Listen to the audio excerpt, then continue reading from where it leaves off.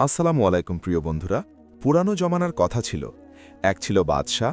ওই বাদশাহের নাম ছিল সবর বাদশাহ। সবর বাদশাহ খুব রহমদিল ছিল, ইনসাফ পাসান ছিল, আর সঙ্গে সঙ্গে বাহাদুরও ছিল। সে ভুকোদের খানা খাওয়াতো আর নঙ্গদের কাপড় পরাতো, তাই তার রাজত্বে কেউ নঙ্গা ভুকা থাকত না। আল্লাহর নামে লাখ টাকা লুটাতো, আর তার ইনসাফ এমন ছিল যে তার রাজত্বের শের বকরি এক ঘাটে পানি খেত। আর তার সাখাওয়াত এমন ছিল যে লোকে হাতিমের সাখাওয়াতের কিস্সা ভুলে গিয়েছিল। রিয়ায়া খুশ ছিল আর বাদশাকে দোয়া দিত। সবাইকে পেট ভরে খানা আর তন ঢাকার কাপড় মিলত। তাই রিয়ায়াও বাদশাহের সঙ্গে খুশ ছিল, আর যেখানে তার ঘাম পড়ত সেখানে নিজের খুন ঝরাতে প্রস্তুত থাকত। মিসাল মাসুর, যে যেমন রুহ তেমন ফেরেশতা।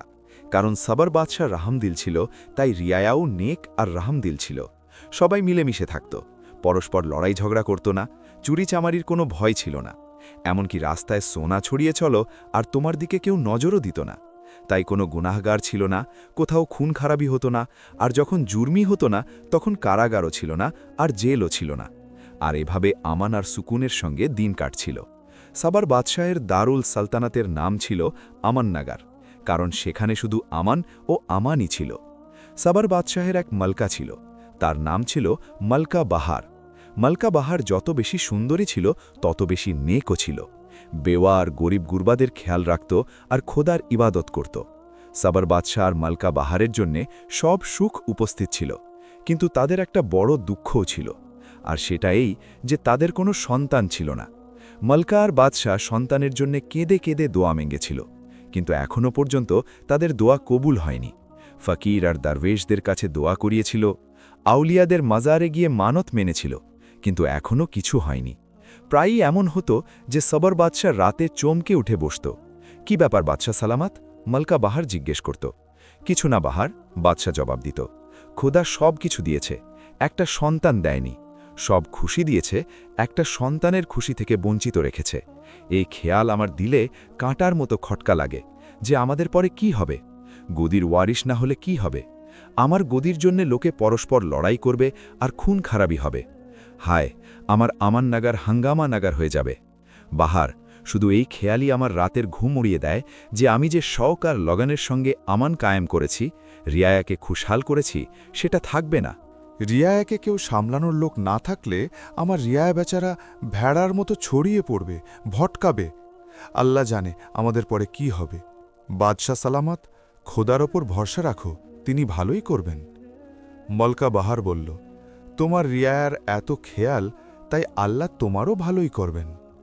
আর সবর বাদশাহ আর মালকা বাহার সেই মুহূর্তে সিজদায় পড়ে গিয়ে কেঁদে কেঁদে তার হুজুরে দোয়া মেঙেছিল, যিনি সবার শোনেন, যার কাছে দেরি আছে, অন্ধকার নেই। সত্যিকারের দিল থেকে দোয়া মাংলে অবশ্যই কবুল হয়, আর যখন আধা রাতে মাঙ্গা হয় তখন তার কবুল হওয়ায় কোনো সন্দেহের অবকাশই থাকে না, কারণ খোদা কখনো ঘুমন না, আর বড় রহিম ও করিম। দোয়া মেঙে বাদশাহ আর মালকা সিজদা থেকে মাথা তুলল, তখন তাদের গাল অশ্রুতে ভিজে গিয়েছিল নিশ্চয়ই, কিন্তু তাদের দিলে ইতমিনান হয়ে গিয়েছিল, তাদের এক অদ্ভুত ধরনের সুকুন মিলে গিয়েছিল। এখন সাবর বাদশাহ আর মালকা বাহার নিজেদের বিছানায় শুয়ে পড়ল, আর চোখে দুজনের দিলে সুকুন হয়ে গিয়েছিল, তাই শিগগিরই ঘুমিয়ে পড়ল। আর তখন সাবর বাদশাহের এক স্বপ্ন দেখা দিল, আর সে দেখল যে এক সাদা দাড়িওয়ালা আর নুরানি চেহারার বৃদ্ধ, যিনি সবুজ পোশাক পরে আছেন, দাঁড়িয়ে আছেন, আর তাকে বলছেন, সাবর বাদশাহ, খুশ হও যে দোনো জাহানের রব তোমার শুনে নিয়েছেন। আমি তোমাকে এই খুশখবরই শোনাতে এসেছি যে খোদা তোমাকে এক চাঁদের মতো বেটা দেবেন, যে তোমার নাম রসান করবে, বড় বাহাদুর আর রহমদিল হবে।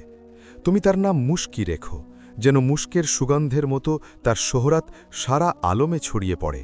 কিন্তু যদি মুসিবত আসে, কিছু গাম পৌঁছে, তাহলে সবর করো যে খোদা যা করেন ভালো করেন, আর যা করবেন ভালো করবেন, আর খোদা সবরকারীদের সঙ্গে থাকেন। এই স্বপ্ন দেখে বাদশাহের চোখ খুলে গেল। সে দুরুদ শরীফ পড়তে পড়তে উঠে বসল আর মলকাকে জাগিয়ে নিজের স্বপ্ন বর্ণনা করল। দুজনে খুশি হল, আর দুজনে সিজদায় শুকর আদায় করল, কারণ তাদের বিশ্বাস ছিল যে বাদশাহের এই স্বপ্ন সত্যি। আর তারপর সময় কাটতে লাগল, দিন মাসে পরিণত হতে লাগল, আর তখন বাদশাহের স্বপ্ন সত্যি হওয়ার সময় এসে গেল।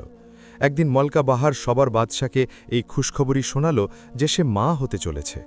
ফওরান ডঙ্কা বাজিয়ে নগরে নগরে ঢাক পিটিয়ে ঘোষণা করা হলো যে গদির ওয়ারিস জন্মাতে চলেছে। আজ কেউ নঙ্গা ভুকা না থাকুক, এমনকি আমন নগরের একটা কুকুরও ভুকা না থাকুক। খুশি মানাও আর চিরাগাও করো। রেয়ায়া খুশি হল, কারণ তারা নিজেদের বাদশাকে পছন্দ করত। রেয়ায়াকেও এই কথার দুঃখ ছিল যে তাদের বাদশাহের কোনো সন্তান ছিল না। আমন নগরীতে 3 দিন 3 রাত খুশি মনানো হলো, যশন হলো, আর রাতে এমন চিরাগাও করা হলো যে আকাশের তারারা তার সামনে ফ্যাকাশে হয়ে গেল। চতুর্থ দিনে বাদশাহ নিজের মুশির আর দরবারীদের সঙ্গে শিকার খেলতে রওনা হলো, যে জঙ্গলে মঙ্গল করা হবে। তাই 3 দিন ধরে বাদশাহ আর তার সঙ্গীরা এক নদীর তীরে পড়াও ডালে ছিল। জায়গাটা খুব সুন্দর ছিল, সবুজ জঙ্গল ছিল, যা সকাল হতেই বিভিন্ন পাখির আওয়াজে গমগম করে উঠত। বাদশাহ আর তার সঙ্গীরা সকালে শিকারে বেরিয়ে পড়ত, আর সন্ধ্যায় পড়াওয়ে ফিরত। আর যখন রাত হতো তখন জঙ্গল বিভিন্ন ধরনের হিংস্র জন্তুর আওয়াজে গমগম করতে শুরু করত। এভাবে শিকারে আর হাসি খুশিতে 3 দিন কেটে গেল। চতুর্থ দিনে সন্ধ্যায় তাদের ফিরতে হতো। সেই দিনও সকালে হিসেবে মামুল বাদশাহ নিজের সঙ্গীদের সঙ্গে শিকারে বেরিয়ে গেল। আর তখন একটা ঘটনা ঘটল এভাবে যে বাদশাহের সামনে থেকে একটা চিতা দৌড়ে চলে গেল। বাদশাহ ভাবল যে চলো চলতে চলতে একটা চিতারও শিকার করে নি, আর তার সুন্দর চামড়া মলকা বাহারের জন্য হাসিল করে নি। তাই বাদশাহ নিজের ঘোড়া চিতার পিছনে ছুটিয়ে দিল। চিতা তো চিতাই, তার দ্রুত গতি আর চালাকি মশুর, দৌড়ায় তো হাওয়াকেও পিছনে ফেলে দেয়। বাদশাহের ঘোড়াও দৌড়াতে নিজের মিসাল নিজে ছিল। অনেকক্ষণ ধরে বাদশাহ নিজের ঘোড়া চিতার পিছনে দৌড়াতে লাগল। তার সঙ্গীরা পিছনে অনেক দূরে ছিটকে গিয়েছিল, আর বাদশাহের তা খেয়ালও ছিল না। তার তো শুধু একটা ধুন চেপেছিল যে যেভাবেই হোক চিতার শিকার করে নেবে। কিন্তু চিতা এক ঘন ঝোপে ঢুকে অদৃশ্য হয়ে গেল। বাদশাহ অনেক খোঁজ করল কিন্তু পেল না। এখন বাদশাহের খেয়াল এলো, তখন সে দেখল যে সে একা, আর জানে না নিজের সঙ্গীদের থেকে কত দূর চলে এসেছে। তারপর দুপুরও হয়ে গিয়েছিল, আর সেই সন্ধ্যায় তাদের আমন নগরীতে ফিরতে হতো। তাই বাদশাহ নিজের ঘোড়া ঘোরালো আর আন্দাজে রাস্তা খুঁজতে খুঁজতে পড়াওয়ের দিকে চলল। এক তো জঙ্গলের ব্যাপার, আর তারপর দুপুরের সময়। এমন সময় মাঝে মাঝে খোদার অন্য মাখলুকও বেরিয়ে পড়ে। তাতে ভালো মাখলুকও থাকে আর খারাপও। এখন ক্ষুধার করা কি হলো যে সেই সময় এক পরী উড়তে উড়তে আর সয়র করতে করতে যাচ্ছিল। তার নজর পড়ল সাবার বাদশাহের উপর, যে নিজের ঘোড়ায় চড়ে একা জঙ্গলের রাস্তা কাটছিল। এটা দেখার জন্য যে ভরা দুপুরে এই কোন ব্যক্তি জঙ্গলে যাচ্ছে। পরী নিচে নেমে এলো, আর এখন সে দেখল যে এ তো সাবার বাদশাহ, যার রেহমদিলি আর সাখাবাতের কিস্সা পারিস্তান পর্যন্ত মশহুর। সাবার বাদশাকে চিনতে পেরে পরী জমিনে নেমে এলো আর বাদশাহের রাস্তায় এক পাশে দাঁড়িয়ে গেল। আর বাদশাহ কাছে এলে পরী ঝুঁকে সালাম করল। কিন্তু বাদশাহ তার দিকে নজর দিল না, কারণ সে তো অন্য কিছুই ভাবছিল। কি সুন্দর চিতা ছিল! সে ভাবছিল যদি হাতে এসে যেত তাহলে তার চামড়া ছাড়িয়ে নিয়ে যেত আর নিজের মালকাকে দিত। এই তহফায় সে কতটা খুশি হতো। বাদশাহ এগিয়ে গেল, পরী আরও এগিয়ে গিয়ে রাস্তায় দাঁড়িয়ে গেল। বাদশাহ কাছে এলে সে আবার ঝুঁকে সালাম করল। বাদশাহ এখনও তার দিকে নজর না দিয়ে এগিয়ে গেল। এখনও সে নিজের মালকাকে নিয়েই ভাবছিল। পরী একবার আবার এগিয়ে গিয়ে দাঁড়াল, আর একবার আবার বাদশাকে সালাম করল। বাদশাহ তবুয়া নজর দিল না। এতে পরীর রাগ হয়ে গেল। সে দিলের হাল পড়তে পারত, তাই সে জেনে নিল যে এই মুহূর্তে বাদশাহ নিজের মালকাকে স্মরণ করছে। তাহলে এই সাবার বাদশাহ যে আমার সালাম নেয় না, এর তো নিজের মালকাই প্রিয়, তার সামনে কারোরই হ্যাসিয়াত বোঝে না। পরী আস্তে আস্তে বলল, খুব ভালো সাবার বাদশাহ, তুই আমার সালাম নিসনি, আর তাও নিজের মালকার খাতিরে। তাহলে শোভ, আমি তোকে বদ্দোয়া দিচ্ছি, তোর মালকা তোর থেকে বিচ্ছিন্ন হয়ে যাবে, আর এই জুদাই 1 না 2 পুরো 14 বছর পর্যন্ত থাকবে। আর এভাবে বদ্দোয়া করে সে পরীর রাগে ভুনভুন করতে করতে আর এই কথায় আফসোস করতে করতে যে বাদশাহ তার সালামের জবাব দেয়নি, উড়ে চলে গেল।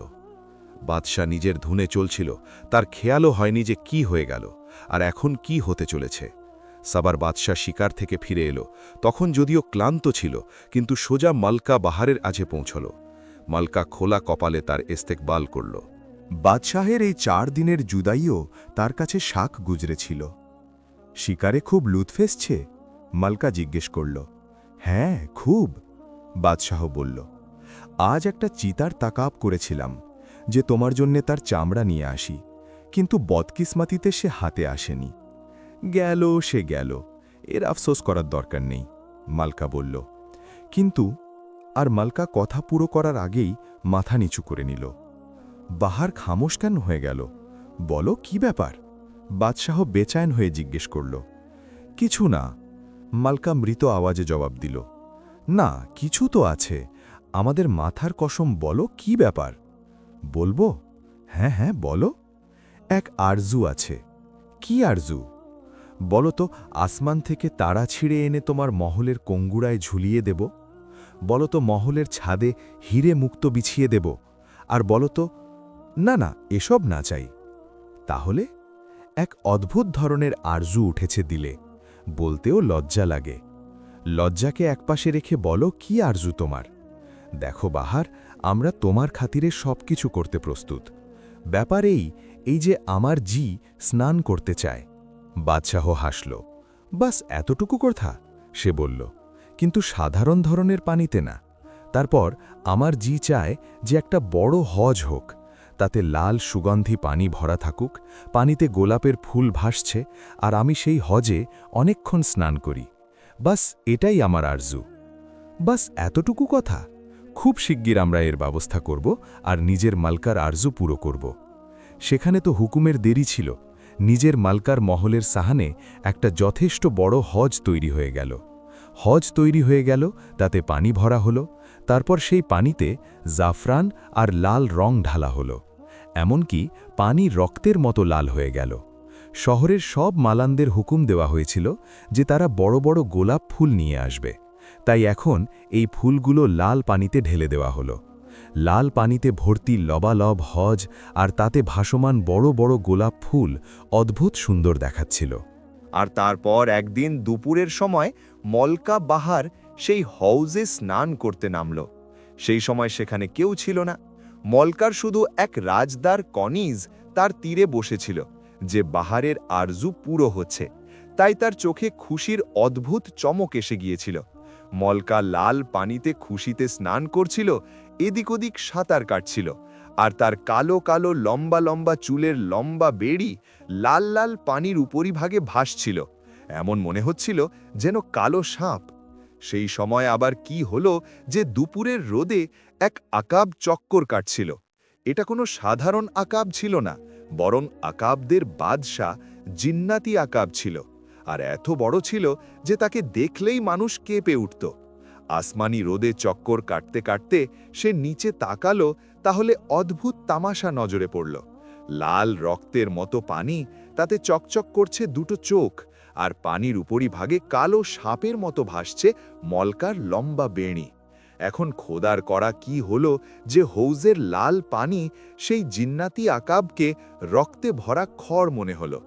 মলকা মাংসের লোথড়া, তার চোখ দুটো আর মাথা কচ্ছপ, আর লম্বা বেণি কালো সাপ মনে হলো। তার মনে হলো যেন রক্তের খড়ে মাংসের একটা বড় লোথড়া পড়ে আছে, আর একটা কচ্ছপ আর সাপ তাকে খাচ্ছে। জিন্নাতি আকাবের মুখে পানি এসে গেল। বাহ, এই উমদা মাংস তো আমি খাবো। এটাকে নিয়ে কোনো পাহাড়ের চূড়ায় গিয়ে বসবো আর নিজের মজায় হড়প করে যাব। এভাবে ভেবে জিন্নাতি আকাব নিজের বাজু গুটিয়ে নিয়ে উঁচু থেকে ডাইভ মারল। সে ঝড়ের মতো নিচে নামল। একটা ভয়ঙ্কর ছায়া সেই হৌজের উপর পড়ল, যেখানে মলকা স্নান করছিল। তাকে দেখতেই মলকার মুখ থেকে চিৎকার বেরিয়ে গেল, আর হৌজের তীরে বসে থাকা কনিজ তো ভয়ে পাথর হয়ে গেল। তার আগেই যে কেউ কিছু বুঝতে পারে, জিন্নাতি আকাব মলকার বেণি নিজের ঠোঁটে ধরল। নিজের মলকাকে নিজের বড় বড় পঞ্জার আঁচলে নিল আর তাকে নিয়ে মাথার ওপর উঠল। তাহলে আজকের দিন আর কালের দিন হৌজের তীরে বসে থাকা কনিজ তো দেখতেই থাকে গেল। মহলের বাইরে পাহারা দেওয়া সিপাহীরা জিন্নাতি আকাবের আঁচলে মলকাকে দেখল। তাহলে তারা চেঁচিয়ে তার পিছনে দৌড়াল। কিন্তু কোথায় আকাশে ওড়া জিন্নাতি আকাব আর কোথায় জমিনে দৌড়ানো মানুষ? আকাব তো এদিক সেদিক, সে ওপরেই ওপরে উঠতে লাগল, এমনকি আকাশের নীল গভীরে অদৃশ্য হয়ে গেল। এদিকে কনিজ কেঁদে কেঁদে বাদশাহের কাছে পৌঁছল আর পুরো ঘটনা বর্ণনা করল। বাদশাহ তো যেন পাগল হয়ে গেল। সে কাঁদতে লাগল, সিনা কুটতে লাগল, আর মাথা ঠুকতে লাগল, আর তারপর গস খেয়ে পড়ে গেল। জিন্নাতি আকাব মলকাবহারকে নিয়ে আকাশে ওপরেই উপরে উঠতে লাগল। মলকার হালত খারাপ ছিল। তার বোঝে আসছিল না যে হঠাৎ কি হয়ে গেল। জমিন ছিল যেন নিচেই নিচে ডুবে যাচ্ছিল। মলকার মাথা ঘুরছিল, কিন্তু সে দিলে দিলে খোদাকে স্মরণ করে নিজেকে সামলাচ্ছিল। আর তারপর জিন্নাতি আকাব নিচে নামতে লাগল। সে নিচেই নিচে নামতে লাগল, আর এখন মলকার জমিন নজরে এলো। সে দেখল যে এক ঘন জঙ্গল ছিল আর পাহাড়ের লম্বা সিলসিলা ছিল, আর জিন্নাতি আকাব সেই পাহাড়ি সিলসিলার এক চূড়ায় নেমে পড়ল।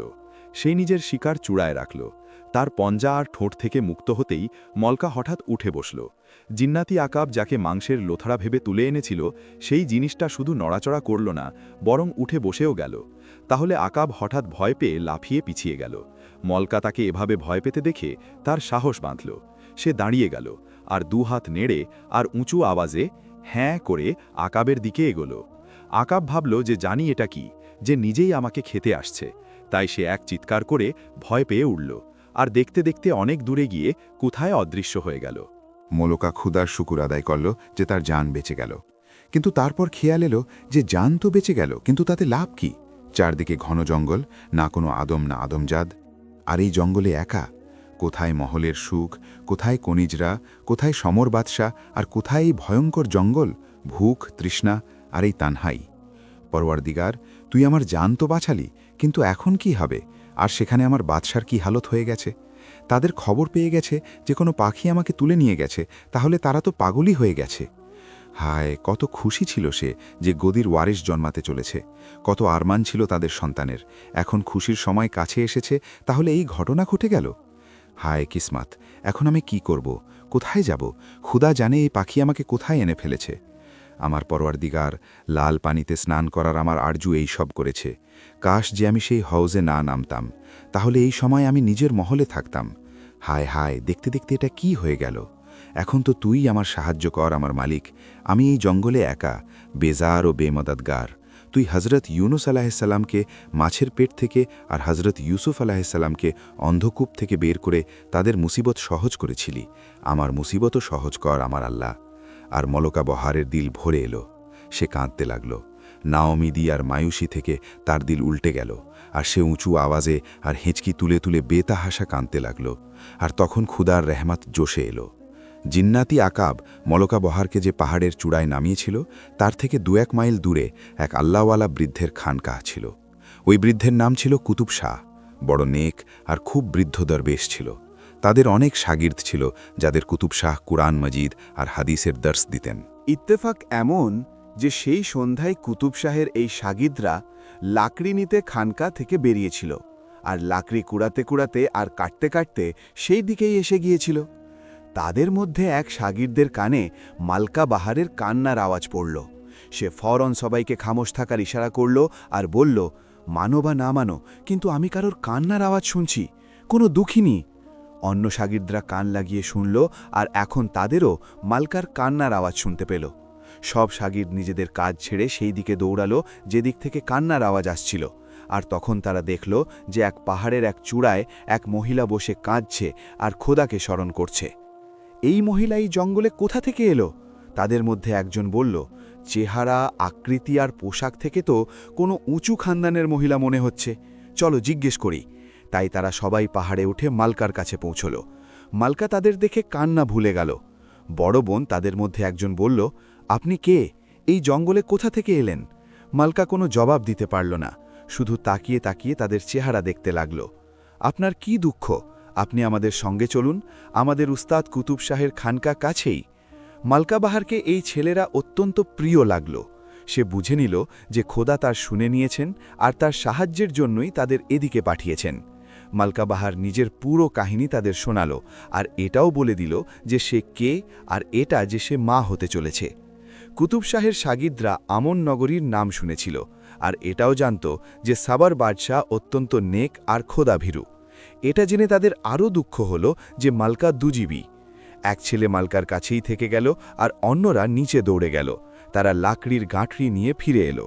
সবাই মিলে আর মলকাকে সাহায্য করে পাহাড় থেকে নামালো, আর তাকে নিয়ে কুতুব শাহের খানকাহের দিকে রওনা হল। এক শাগির্দ কুতুব শাহকে খবর দিতে আগে দৌড়ে গিয়েছিল। সে নিজের উস্তাদকে মলকার দুঃখভরা কাহিনী জানিয়ে দিল। কুতুব শাহ খুব বৃদ্ধ ছিল। বরফের মতো সাদা তাদের লম্বা দাড়ি ছিল। তুলোর গালের মতো সাদা তাদের চুল ছিল। এমনকি তাদের ভ্রু আর পাতা পর্যন্ত সাদা হয়ে গিয়েছিল। কিন্তু এটা জেনে যে মলকা বহারকে তাদের শাগির্দরা নিয়ে আসছে, তারা নিজের লাঠি ঠেকতে তার ইস্তেকবালে খানকাহ থেকে বাইরে বেরিয়ে এলো। মলকা কুতুব শাহের শাগিরদের সঙ্গে এসে গেল। কুতুব শাহের সামনে এহতারামে ঝুঁকে তাদের সালাম করল। জিতে থাকো বেটি, কুতুব শাহ বলল। তুমি কোনো ধরনের ফিকির করো না, খোদা যা করেন ভালোই করেন। আকাব তোমাকে মহল থেকে তুলে এখানে ছেড়ে গেছে, তাহলে তাতেও খোদার কোনো মসলাহাতি আছে। বেটি, এই খানকাহে তোমাকে মহলের মতো সুখ তো মিলবে না, কিন্তু এখন তুমি এটাকেই নিজের ঘর মনে করো, আর আমাকে নিজের বাপ। এখান থেকে কিছু দূরে এক গ্রাম আছে, আমি সেখান থেকে 2-4 মেয়ে তোমার খিদমতে ডেকে পাঠাবো। মলকা বহার কুতুব শাহের খানকাহে থাকতে লাগল। কুতুব শাহ তাকে বেটি বলেছিলেন, তাই সে তার খেয়ালও ঠিক তেমনই করতেন যেমন এক হাকিকি বাপ করে। তাদের শাগিদরাও মলকার অধম ইশারায় দৌড়ে পড়ত, আর তার প্রত্যেক কাজ খুশি আর চাওয়ের সঙ্গে করে দিত। কাছের গ্রাম থেকে 4টে মেয়েও মলকার খিদমতে এসে গিয়েছিল, আর মলকার দিনরাত ইতমিনানে কাটছিল। তবে সবর বাদশাহের স্মৃতি তাকে প্রায়ই শতাত। এভাবে দিন কাটতে লাগল। মলকার দিন পুরো হল, আর তখন খোদা মলকাকে এক চাঁদের মতো বেটা দিলেন। কুতুব শাহ শিশুর কানে আজান দিলেন, আর সবাইকে বিশ্বাস হয়ে গেল যে এই শহজাদা অত্যন্ত নেক আর বাহাদুর হবে। প্রথমত এজন্যে যে সে কুতুব শাহের মতো আল্লাহওয়ালা বৃদ্ধের খানকাহে জন্মেছে, আর তারপর এজন্যে যে কুতুব শাহের মতো আলিম ফাজিল তার কানে আজান দিয়েছেন। শাহজাদার নাম মুশকি রাখা হল, যেমন এক বৃদ্ধ বাদশাহের স্বপ্নে এসে বলেছিলেন। খানকাহে অদ্ভুত রৌনক হয়ে গেল। কুতুব শাহের শাগিরদরা মুশকিকে হাতে হাতে নিত আর তাকে খাওয়াত। সময় কাটতে দেরি লাগে না। মুশকি হাঁটতে শিখল, আর সে লদবদ লদবদ খানকাহে দৌড়াতে লাগল। শরীরও ঠিক তেমনই ছিল, কারোর কাঁধে চড়ে বসত আর কারোর গলায় ঝুলে পড়ত। সময় কাটতে লাগল। মুশকি দিন দ্বিগুণ আর রাত 4 গুণ বাড়তে লাগল। আর তখন কুতুব শাহ তাকে নিজের মক্তবে বসালেন আর দর্স দিতে লাগলেন। মুশকি বড় জহিন ছিল, তাই সে বড় দ্রুত তালিবে ইলম প্রমাণিত হল, আর কুতুব শাহ তাকে শৌকের সঙ্গে পড়ালেন। তার বয়স বাড়ল, তখন এটাও জানা গেল যে সে ফিতুরাতে নির্ভীক আর বাহাদুরও। তাই একাই খানকাহ থেকে বেরিয়ে পড়ত আর একাই জঙ্গলে ঘুরে বেড়াত। ভয় কি আর ডরানো কাকে বলে সে জানতই না। মলকা বাহারের কবজিতে এখনও অত্যন্ত কিমতি কঙ্কন পড়া ছিল, তার সোহাগের নিশানি। এই কঙ্কন সবর বাদশাহ খাস তার জন্যে বানিয়েছিলেন। একদিন মুশকি জিদ ধরল যে, আম্মা, এগুলোর মধ্যে একটা আমাকে দাও, আমি এটা দিয়ে খেলব।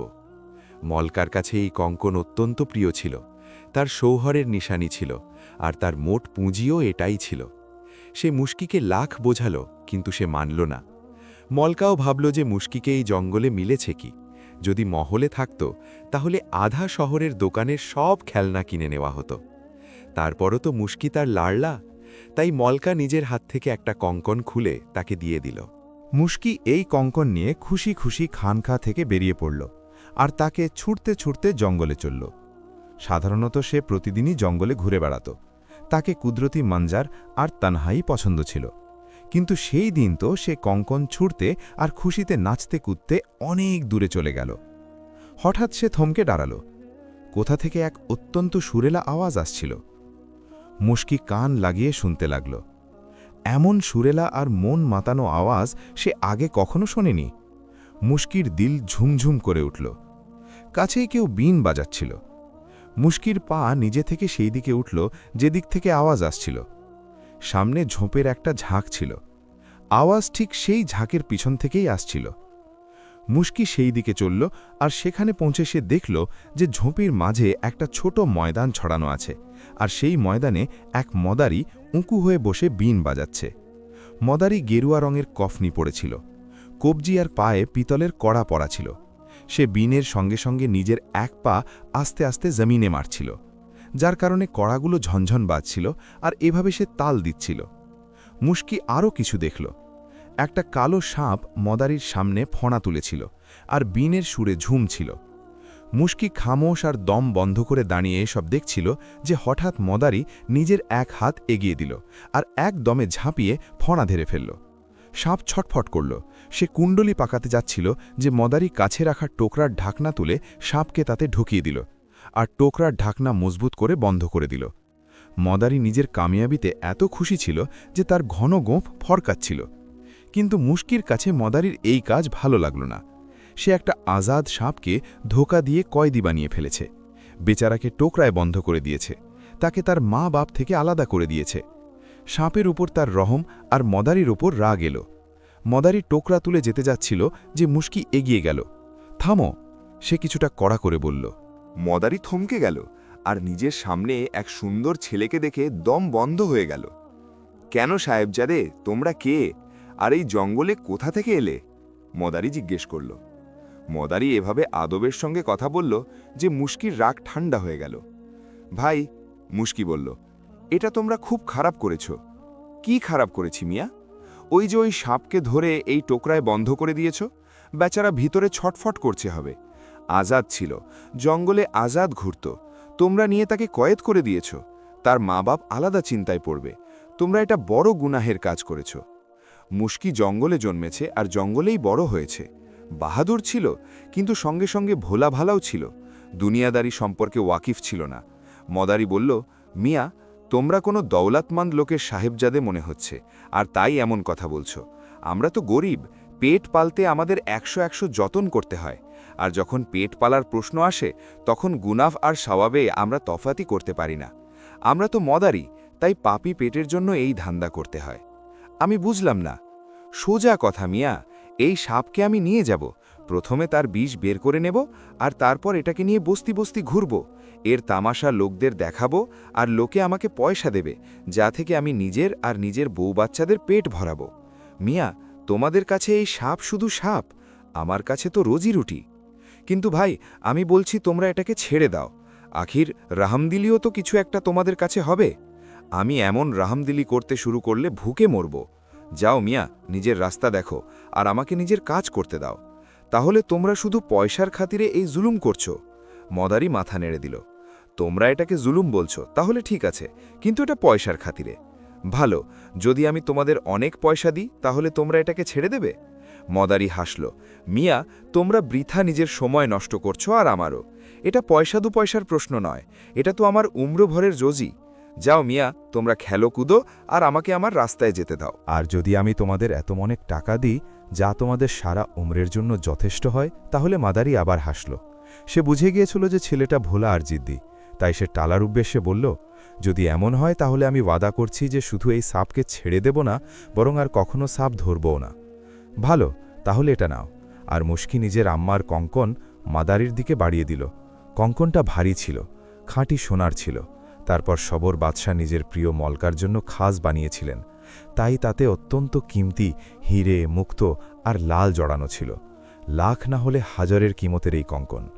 মাদারি এই কঙ্কন দেখে তার চোখ চকচক করে উঠল, তার মাথা ঘুরে গেল আর জিভ বোবা হয়ে গেল। মাদারি তারপর আর কিছু বলতে পারল না। এখন কি বলছো? মুশকি জিজ্ঞেস করল। এই কঙ্কন যদি তোমরা আমাকে দাও, তাহলে আমি এই সাপকে ছেড়ে দেব, আর তারপর কখনো কোনো সাপ ধরবেও না। হ্যাঁ হ্যাঁ, কখনো না, ওয়াদা করছি। ঠিক আছে, একটু ভেবে দেখো তো, যদি তোমাদের এভাবে টোকরায় বন্ধ করে দেওয়া হয়, তাহলে তোমাদের হালত কেমন হবে? দম ঘুরবে না? মুশকির তো শুধু একটা ধুন ছিল। সত্যি বলছো মিয়া, ঘটবে দম, বরং আমি তো মরেই যাব। তাহলে ছেড়ে দাও এই সাপকে, কিন্তু এই কঙ্কন, এটা নাও। আর মাদারি মুশকির হাত থেকে সেই কিমতি কঙ্কন এভাবে ছো মেরে নিল, যেভাবে চিল মাংসের টুকরো ছো মেরে নেয়। মাদারি কঙ্কন নিজের পাগড়িতে রেখে দিল আর টোকরার ঢাকনা তুলে দিল। সাপ মাথা বের করে টোকরা থেকে বেরিয়ে এলো, আর মাদারি টোকরা সেখানেই ছেড়ে পালালো, কারণ তার ভয় ছিল যে কোথায় মুশকি কঙ্কনের ব্যাপারে নিজের ইরাদা না বদলে ফেলে। তার খেয়ালও এলো না যে মুশকির কাছে জিজ্ঞেস করে নিত যে এই কঙ্কন তার কাছে কোথা থেকে এসছে। কোথায় চুরির তো নয়, তার তো বড় দৌলত মিলে গিয়েছিল, তাই সে তো এদিক সেদিক। এখন সেখানে ঝোপের মাঝে ছড়ানো সেই ময়দানে মুশকি দাঁড়িয়েছিল। একদিকে খালি টোকরা পড়েছিল, আর মুশকির সামনে সেই সাপ ফনা তুলে দাঁড়িয়েছিল, যাকে মুশকি নিজের আম্মার অত্যন্ত কিমতি কঙ্কন দিয়ে আজাদ করিয়েছিল। এখন ইত্তেফাক এমন যে এই সাপ কোনো সাধারণ সাপ ছিল না, সে তো ছিল নাগদের রাজার বেটা।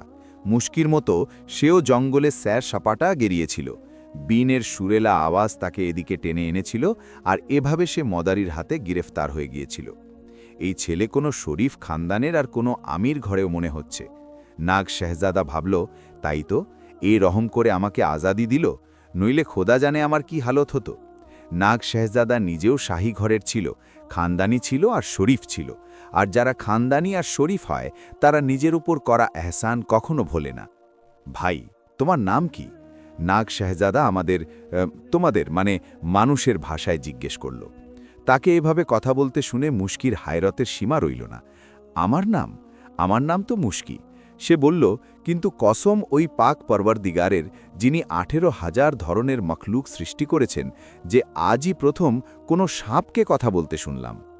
মুশকি, আমার ভাই, নাগ শেহজাদা বলল, আমি সাধারণ সাপ নই, খোদা এক, তোমাদেরই না এমন অনেক দুনিয়া বানিয়েছেন, তাই আমাদেরও একটা দুনিয়া আছে, আর আমি নাগ শেহজাদা। নাগ শেহজাদা? মুশকি হায়রতে বলল, হ্যাঁ ভাই, তোমরা আমাকে এই জালিম মদারি থেকে ছাড়ালে, তাই আমি তোমার এহসান উমরভার ভুলব না।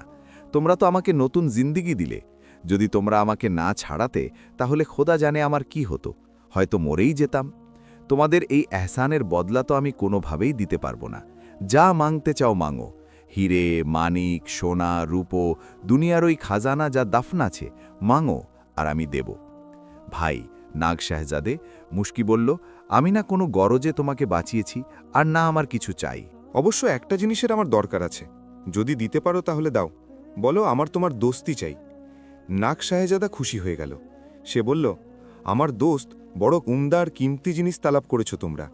দুনিয়ায় সব কিছু মেলে, যা মেলে না তা ভালো দোস্ত মেলে না।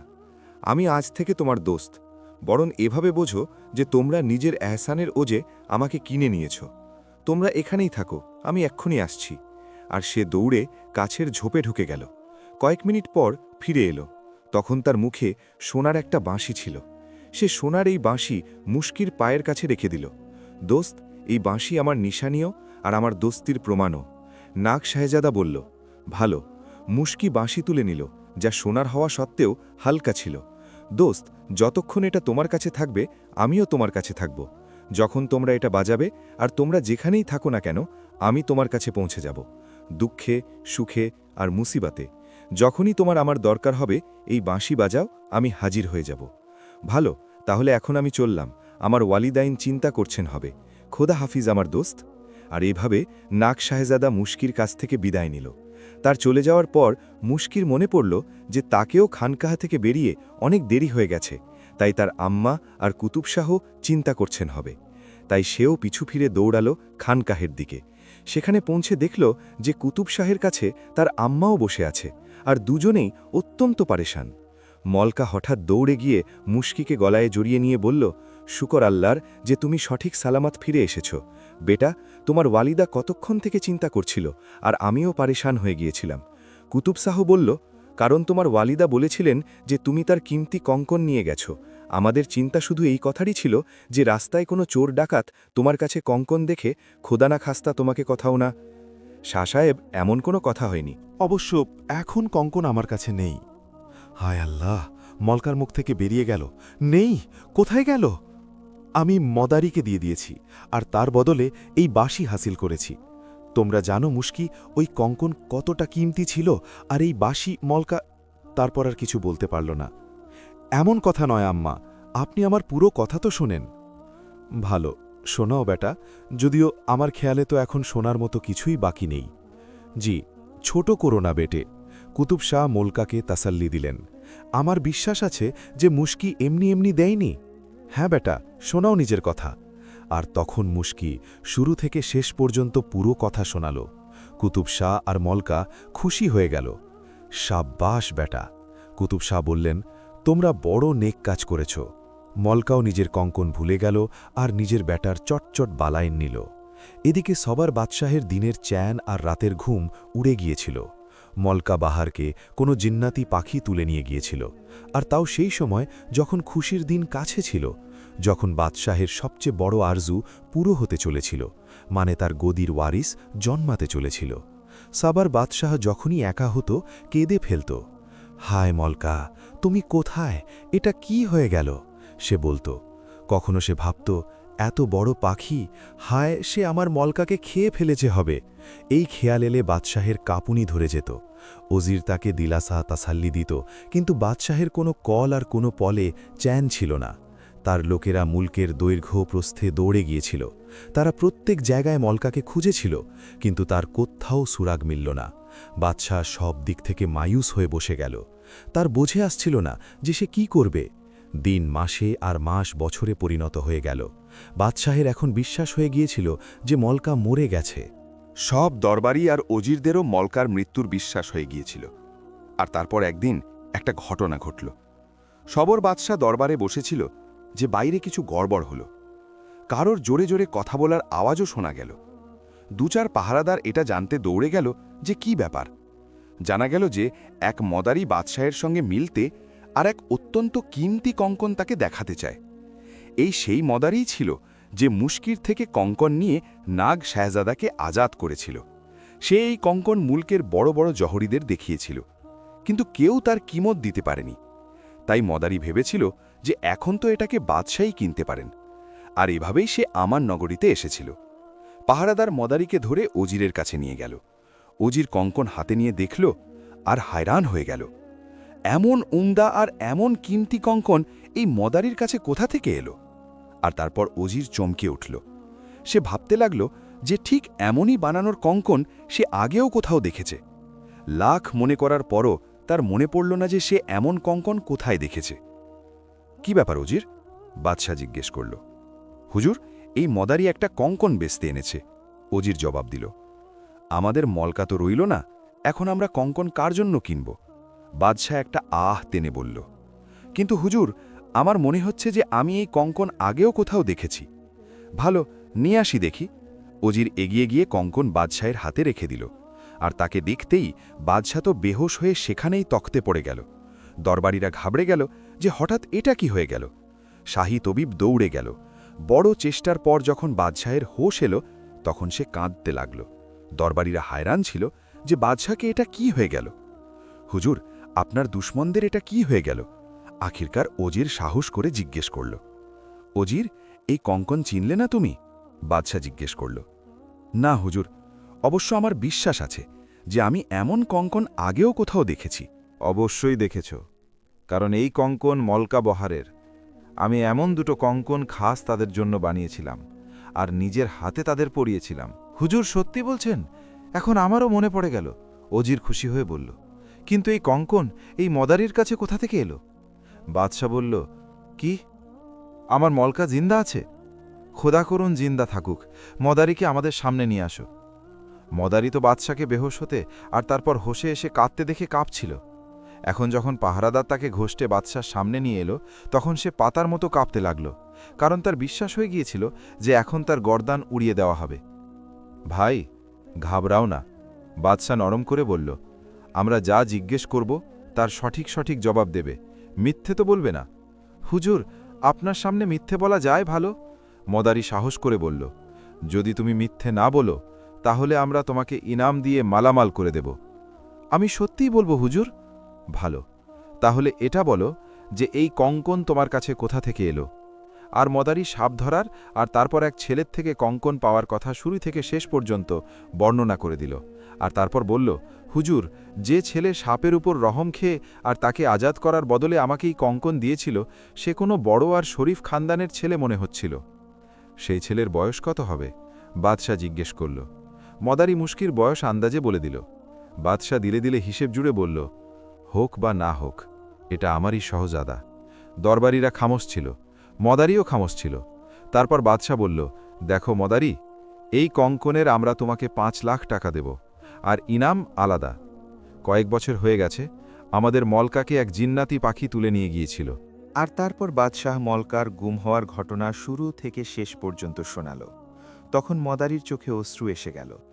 এখন বলো, আমাদের একটা কাজ করবে? বাদশাহ জিজ্ঞেস করল। হুজুর, হুকুম করুন তো আগুনে ঝাঁপ দিয়ে পড়ি। মদারি বলল, এমন কোনো কথা করতে হবে না।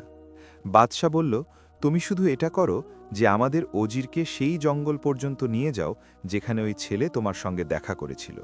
যে হুকুম সরকার, আমরা অল্প কিছু ফৌজও সঙ্গে করে দেব। বাদশাহ বলল। আর তারপর অজিরকে বলল, অজির, তুমি প্রস্তুত হয়ে যাও। ফৌজের 2টো দস্তাও প্রস্তুতির হুকুম দাও। মদারি তোমার রাহাবারি করবে। তুমি ঠিক সেই জায়গায় পড়াও ডেলে যেখানে ওই ছেলে এই মদারির সঙ্গে দেখা করেছিল। সেখানে তুমি অপেক্ষা করো। আমাদের বিশ্বাস আছে যে ওই ছেলে আবার সেখানে আসবে। আমাদের তো খেয়াল যে সে আমাদেরই বেটা, আর যদি খোদা না খাস্তা সে আমাদের বেটা না হয়, তবুও আমাদের বিশ্বাস আছে যে তার থেকে তোমাদের আমাদের মলকার সুরাগ মিলবে। মদারির রাহাবাড়িতে অজির আর অল্প কিছু ফৌজ মঞ্জিল পার করে সেই জায়গায় পৌঁছে গেল যেখানে মদারির সঙ্গে মুশকির মুলাকাত হয়েছিল, আর সেখানে পড়াও ডেলে তারা সবাই মুশকি আসার অপেক্ষা করতে লাগল। একদিন কাটল, দ্বিতীয় দিন কাটল, তৃতীয় দিনের সূর্য উদয় হয়ে অস্ত গেল, চতুর্থ দিনও রাতের আগসে ঘুমিয়ে পড়ল। 4 দিন কেটে গেল আর মুশকি আসল না। সবার বেচেইনি বাড়তে লাগল। অজির বারবার মদারির কাছে জিজ্ঞেস করত যে এটা সেই জায়গা কিনা যেখানে তোমার সঙ্গে ওই ছেলের মোলাকাত হয়েছিল, নাকি সে রাস্তা ভুলে তাদের অন্য জায়গায় নিয়ে এসেছে। মদারি প্রত্যেকবার অজিরকে বিশ্বাস দিত যে এটা সেই জায়গায়। আর তারপর 5ম দিনের সকাল উদয় হল। পড়াওয়ালারা জেগে উঠেছিল আর জরুরি কাজে লেগে গিয়েছিল যে জঙ্গলের গভীর থেকে এক সুরেলা আওয়াজ হাওয়ার পিঠে ভেসে তাদের কাছে পৌঁছল। সবাই কান লাগিয়ে শুনতে লাগল। কেউ বাঁশি বাজাচ্ছিল, বাঁশির আওয়াজ কাছে আসছিল। বাঁশি বাজানো লোক তাদের পড়াবের দিকেই আসছিল। তারা সবাই অপেক্ষা করতে লাগল। কি এই সেই ছেলে হতে পারে যে মদারিকে কঙ্কন দিয়েছিল? আর তারপর ঝোপ থেকে এক সুন্দর ছেলে বেরিয়ে সামনে এসে গেল। তার হাতে সোনার বাঁশি ছিল। এটা মুশকি ছিল, আর বাঁশি সেই যা নাগ শাহজাদা তাকে দিয়েছিল। মুশকি সেই জঙ্গলে আর নিজের সামনে খেমা লাগানো দেখল আর সিপাহীদের ঘোড়া দেখল, তাহলে থমকে গেল। সরকার, ঠিক এই সেই ছেলে। মদারি অজিরের কানে বলল, ভালো। আর অজির গভীরভাবে মুশকির দিকে তাকালো, তাহলে সাবার বাদশাহের চেহারা চোখের সামনে ঘুরে গেল। ঠিক একই নাক চোখ, যেন সাবার বাদশাহের বাচ্চাবেলা। নিশ্চয়ই এটা আমার বাদশাহেরই শাহজাদা। অজির দিলে বলল। এদিকে মুশকি অন্য কিছুই ভাবছিল। এই ফৌজ কেন পড়াও ডেলে আছে? কি এরা শাহ সাহেবের খানকাহে চড়াই করতে এসেছে, নাকি এই মুলকের বাদশাহের সঙ্গে জং করতে? যদি খানকাহে চড়াই করতে এসে থাকে তবুও, আর যদি বাদশাহের সঙ্গে জং করতে এসে থাকে তবুও, তাদের মোকাবিলা করা বা অন্তত তাদের থামানো আমার জন্যে ফরজ। আর এই খেয়ালেতেই মুশকি বাঁশি পটকে করে কাঁধ থেকে কমান নামালো। তরকশ থেকে একটা তীর বের করে কমানে জুড়ে প্রস্তুত হয়ে গেল। অজির এটা দেখে মুচকি হাসল। সে নিজের শেহজাদার সঙ্গে জং করতে তো আসেনি। অবশ্য সে এটা দেখে মুচকি হেসেছিল যে একা ছেলে সব সিপাহীদের মোকাবিলা করতে প্রস্তুত হয়ে গেল, আর এটা তার বাহাদুরির প্রমাণ। ফৌজ সফ বেঁধে প্রস্তুত দাঁড়িয়েছিল। অজির পিছনে তাকিয়ে ইশারা করল, আর ইশারা পেয়ে সব সিপাহীরা অস্ত্র রেখে দিল। আর তারা এখন খামোশ আর নিশ্চল দাঁড়িয়েছিল। মুশকিও নিজের কমান নামিয়ে দিল। শেহজাদে, অজির কয়েক কদম এগিয়ে গিয়ে বলল, আমরা আপনার সঙ্গে আর কারুর সঙ্গে জং করতে আসেনি। মুশকি কোনো জবাব দিল না, বরং খামোশ দাঁড়িয়ে রইল। আমরা তো শুধু এটা জানতে চাই যে আপনি কে, আর আপনার ওয়ালিডান কে।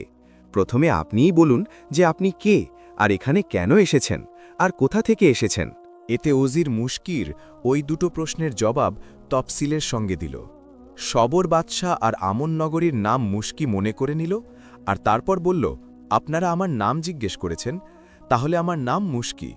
রইল আমার আব্বার নাম, তো সেটা আমি জানি না। আপনি এখানেই থাকুন, আমি আমার ওয়ালিদার কাছে এখনই জিজ্ঞেস করে আসছি। আর সে পিছু ফিরে দৌড়ালো খানকাহের দিকে, আর এমন দ্রুতগতিতে হরিণের মতো লাফাতে লাফাতে দৌড়ালো যে দেখনেওয়ালারা অবাক হয়ে গেল। খানকাহে প্রবেশ করতেই সে সোজা মলকা বাহারের কাছে পৌঁছল। আম্মা, তুমি একটা কথা আমার থেকে আজ পর্যন্ত লুকিয়ে রেখেছ, আখির কেন? কোন কথা বেটা? আমি তো তোমার থেকে আজ পর্যন্ত কিছুই লুকাইনি। মলকা হায়রাতে বেটার চেহারা দেখতে দেখতে বলল, তাহলে বলো যে আমার আব্বার নাম কি, কে, কি করেন, কোথায় থাকেন, আমরা কে, আর এই খানকাহে কেন পড়ে আছি? মলকার চোখে অশ্রু এসে গেল। সে মুশকির মাথায় হাত বুলিয়ে বলল, শুনতে পারবে বেটা? হ্যাঁ হ্যাঁ, কেন না? এমন তো কি কথা যে শুনতে পারবো না? কোনো খারাপ কথা কি? খারাপ তো না, অবশ্য দুঃখ ভরা নিশ্চয়ই। বৃথা তোমাকে দুঃখ হবে। যাই হোক, আমি আজ জেনে ছাড়ব যে আমার আব্বার নাম কি, আর সে কে। ভালো, তাহলে শোনো, তোমার বাপের নাম সবর বাদশাহ, আর সে আমন নগরীর বাদশাহ। আমি তার মলকা, আর তুমি সহজাদে। আমি সহজাদে? হ্যাঁ, 100%। আর নিশ্চয়ই তাহলে আমরা মহলের বদলে এখানে এই জঙ্গল আর এই খানকাহে কেন পড়ে আছি? কি আমার আব্বা জালিম? কি তারা তোমাকে বের করে দিয়েছেন? যদি এমন হয় তাহলে আমি তার পুরো ফৌজের সঙ্গে লড়ব। আম্মা, তুমি জানো না যে সবর বাদশাহের ফৌজ এখানে পড়াও ডেলে আছে? আমি বুঝছি এই ফৌজ তারা আমাদের গিরফতার বা কতল করাতে পাঠিয়েছেন। সবর বাদশাহের ফৌজ এখানে? হ্যাঁ হ্যাঁ, এখানে। এটা শুনতেই মলকার চোখে চমক এসে গেল। খুশির চমক আর তাদের গালে রং দড়ে গেল। তারা মাথা নিচু করে নিল, কারণ তাদের বিশ্বাস হয়ে গিয়েছিল যে বাদশাহ কোনোভাবে এখানে তাদের উপস্থিতির খবর পেয়ে গেছেন, আর তারা এই ফৌজ তাদের মানে মলকা বাহার আর মুশকিকে নিতে পাঠিয়েছেন। মলকা মাথা তুলে সামনে তাকালো, টহলে উঠল। সামনে আমন নগরী ওজির দাঁড়িয়েছিল। ঘটল এভাবে যে মুশকির কথা থেকে ওজির বিশ্বাস হয়ে গিয়েছিল যে মুশকি সবর বাদশাহেরই বেটা, আর সে যা বলেছিল যে আম্মার কাছে জিজ্ঞেস করে আসছি, তাহলে নিশ্চয়ই মলকা বাহার জিন্দা। তাই ওজির কয়েক নির্বাচিত লোক নিয়ে মুশকির পিছনে চলল, আর এভাবে সে খানকাহে পৌঁছে গেল। মলকা বাহারকে জিন্দা সালামত দাঁড়িয়ে দেখে ওজিরের খুশির কোনো সীমা রইল না। মুশকি মলকা বলল আর ওজিরের দিকে ইশারা করে, এটা তোমার আব্বার আর আমননগরীর ওজির। ঠিক এরাই তো যারা জিজ্ঞেস করেছিল যে আমাদের আব্বাকে আর তাদের নাম কি। মলকা ওজিরকে বসালো আর নিজের আপবিতি শোনালো যে কিভাবে জিন্নাতি আকাব আমাদের তুলে নিয়ে গেল আর কিভাবে আমরা খানকাহে পৌঁছে গেলাম, আর এটা যে কুতুব শাহ আমাদের কিভাবে বেটির মতো রেখেছেন। এই সময়ে কুতুব শাহ খবর পেয়ে সেখানে এসে গেলেন। শাহ সাহেব, ওজির বলল, বাদশাহ সালামতের তরফ থেকে আমি আপনার শুকরিয়া আদায় করছি। বিশ্বাস করুন, বাদশাহ সালামত আপনার এই এহসান কখনো ভুলবেন না। আমি কোনো এহসান করিনি, বরং নিজের ফরজ আদায় করেছি, শাহ সাহেব বললেন। তারপর তাদের মধ্যে খুব কথা হলো। মলকা খুব খুশি ছিল, ওজিরও খুব খুশি ছিল, আর সবাই খুশি ছিল। চারদিকে খুশি ছড়িয়ে পড়েছিল। এখন আপনারা যদি ইজাজত দেন তাহলে আমরা মলকা আর শেহজাদেকে নিজের সঙ্গে নিয়ে যাই। আখিরকার ওজির বলল, শখ করে নিয়ে যাও ভাই, খোদার শুকর যে তোমরা এসে গেছো। আর মালকাকে নিজের হারানো সুখ আর সুভাগ ফিরে মিলে গেল। শাহ সাহেব বললেন, তাই মালকা আর মুশকি রাওনাগির প্রস্তুতি করতে লাগল। আর আখিরকার রাওনাগির দিন এসে গেল। মালকার চোখে অশ্রু এসে গেল। কুতুব শাহ আর তাদের শাগিরদরা মালকার এমন খিদমত করেছিলেন আর তাদের থেকে এমন মহব্বত হয়ে গিয়েছিল যে এখান থেকে যেতে যেতে তাদের দিল কুচকাচ্ছিল আর যেতে জি করছিল না। যাই হোক, মালকা বহার কেঁদে কেঁদে সবার থেকে বিদায় নিল, আর সেই ডলিতে চড়ে চলল যা ওজির নিজের সঙ্গে এনেছিল। মুশকি ঘোড়ায় চড়ল, আর এভাবেই কাফিলা অমন নগরীর দিকে রওনা হল। কুতুব শাহ আর তাদের শাগিরদরা অনেক দূর পর্যন্ত মালকা আর মুশকিকে বিদায় দিতে এসেছিলেন। কুতুব শাহ মালকা আর মুশকিকে দোয়া দিলেন আর নিজের শাগিরদেদের সঙ্গে খানকাহের দিকে ফিরে গেলেন। মালকার দিলের অদ্ভুত হালত ছিল। সে 14 বছর পর নিজের বাদশাহের কাছে নিজের ঘরে যাচ্ছিল। উজির এক ঘোড়সওয়ারকে আগে দৌড়িয়ে দিয়েছিল। সে গিয়েই বাদশাহ সালামতকে এই খুশখবরি শোনাল যে উজির মালকা আর শাহজাদেকে নিয়ে আসছে। বাদশাহ শুকরের সিজদায় পড়ে গেল। পুরো মহলে খুশির এক লহর দৌড়ে গেল। এই খবর শহরে পৌঁছল, তাহলে ঘরে ঘরে খুশির লহর দৌড়ে গেল। বাদশাহ লস্কর নিয়ে মালকা আর শাহজাদের ইস্তেকবালে শহরের বাইরে বেরিয়ে এলো, আর নিজের বেতাবিতে মাইলের পর মাইল এগিয়ে গেল। আর যখন মালকা আর মুশকি অমন নগরীতে প্রবেশ করল, তাহলে রাস্তায় কাতারের পর কাতার দাঁড়ানো লোকেরা আর বাড়ির ছাদে দাঁড়ানো মহিলা আর বাচ্চারা খুশির নাড়া লাগাল, আর মালকার ডলির উপর আর মুশকির উপর আর বাদশাহর উপর ফুল বর্ষণ করল। এভাবে 14 বছর পর মালকা বহার অমন নগরীতে প্রবেশ করল, আর এভাবে শাহজাদা মুশকি প্রথমবার নিজের ঘরে এলো। পেয়ারে দোস্তরা, এই কাহিনীর দ্বিতীয় অংশ ইনশাল্লাহ পরের ভিডিওতে পেশ করা হবে।